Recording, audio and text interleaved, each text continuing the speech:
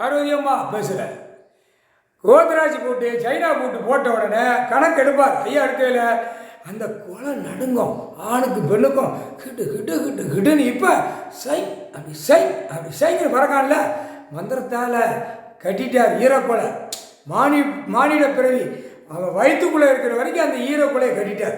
பயம் இல்லாதவன் உழைச்சி சாப்பிடும் போயிடுவான், விவசாயத்தில் உழைச்சி சாப்பிடும் போயிடுவான்.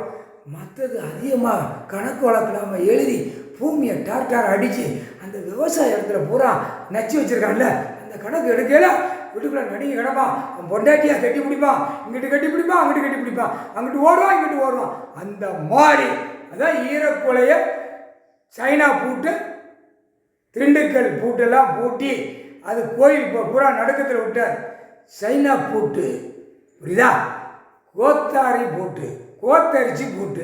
ஹிந்தி பேசுகிறான்ல புரியுதா, ஹிந்தி அவங்க கணக்கும் முடிக்கிறோம்லடா. ஏற்கனவே மகாராஷ்டிராவில் என் வாரிசு 2 வச்சிருக்கேன்னு சுழி போடுவான்.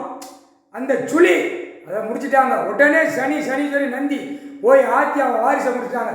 அப்போ இவன் வாரிசு அரசியல்வாதி வாரிசு புறமே நந்தி சனீஸ்வரி கொன்றுவாங்க. அவன் வாரிசு அரசியல்வாதி வாரிசு கொன்னே விடுவான்.